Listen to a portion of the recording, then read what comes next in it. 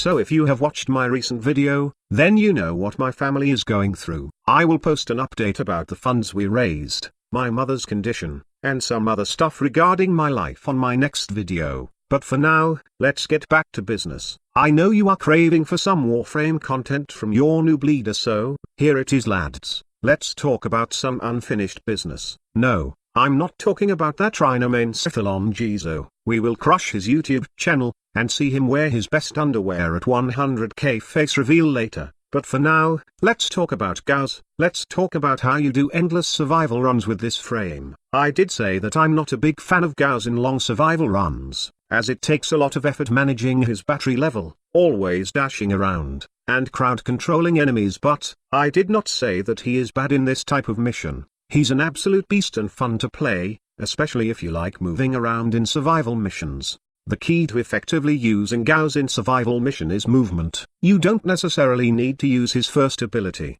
Just by simply walking or running will increase your battery level. However, it's a different story when enemies are hitting you, as when you are using your kinetic plating, every damage dealt by the enemies will drain your battery. That is why you will need to dash with your Mac Rush or hit a solid object to keep your battery at an optimum level. Also, constantly casting your Thermal Sunder will help you maintain your battery level at max. But remember, you need to cast the cold Thermal Sunder, as the heat version will drain your battery. So why is it important to keep your battery level at max, or better yet, above redline level? We talked about this at my previous Gauss video, but for those who are still new, then let me give a short but concise reason of why 100% redline is important for Gauss. It's because, aside from these buffs you see in here, you will have access to immortality with the 100% damage reduction given by your kinetic plating, and also, Frost will hate you, since you can instantly freeze a target while in constant motion with your Thermal Sunder. Long story short, when you are beyond the red line, Gauss reaches his full potential. Now this question has been raised a couple of times: which is better, a max duration build, or a balance build for redline? Honestly, it's personal preference. Some like it with high duration, as you can have a longer 100% redline, plus you will have increased redline buffs, since it scales with duration pretty well. It's probably a win-win situation, but I like the balance version, wherein I have max efficiency and medium duration. Okay, let me explain why. If you have noticed, it's slower to build up your battery level when you have max duration. Yes, you will have a longer 100% redline duration, but most likely, you will face difficulty in building up the meter, especially when you are running solo survival missions. On the other hand, a balance build will allow you to have 100% redline for about 13 seconds if you constantly move, and cast your Thermal Sunder, and you can spam your abilities without any problem. So how do you mod a balance redline build for Gauss, fitted for long endurance runs, you ask? First of all, you need to have 175% efficiency. Others will say that you don't need max efficiency since your Mac Rush's energy cost will lessen when you are above the redline level of your battery, but in my opinion, you need it to constantly use your Thermal Sunder, which provides an efficient way to crowd control. And of course, you need a bit of range to make this ability more effective. A bit of range also helps crowd control a bunch of enemies with his first ability, as once Gauss crashes into a solid obstacle, he stops on impact and generates a powerful kinetic shockwave, which then blasts away all enemies within radius.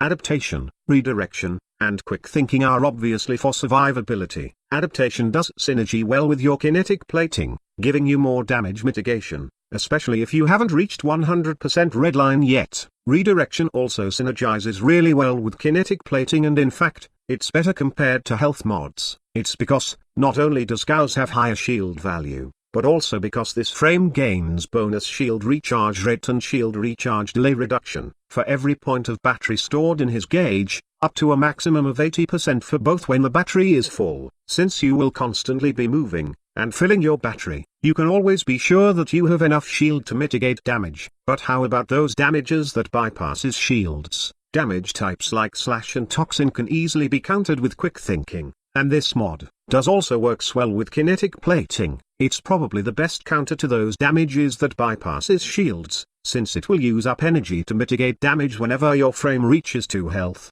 And do remember, kinetic plating does allow us to restore energy whenever we get hit by any physical damage. Cold, heat, and blast damage. The best part is, this rage-like feature works on your shields, and since we can regenerate shields faster with Gauss, you will be able to take heavy hits even at 2 health points. Prime Flow is obviously to help us spam our abilities, but it's also good in keeping us alive when paired with kinetic plating. Rush mod so my Gauss can sprint faster, and help me build up my battery level. And lastly, enemy radar for easy tracking of enemies. It's a personal preference as I find it handy especially in solo endurance runs. I usually use it to determine the location of enemies, and efficiently crowd control them with my cold thermal sunder. But like I've said, it's just personal preference and you can replace it with any aura mods that you deem helpful for your playstyle. Before we end this video, let's talk about weapon choices. Gauss is a killer when he is wielding a condition overload melee weapon.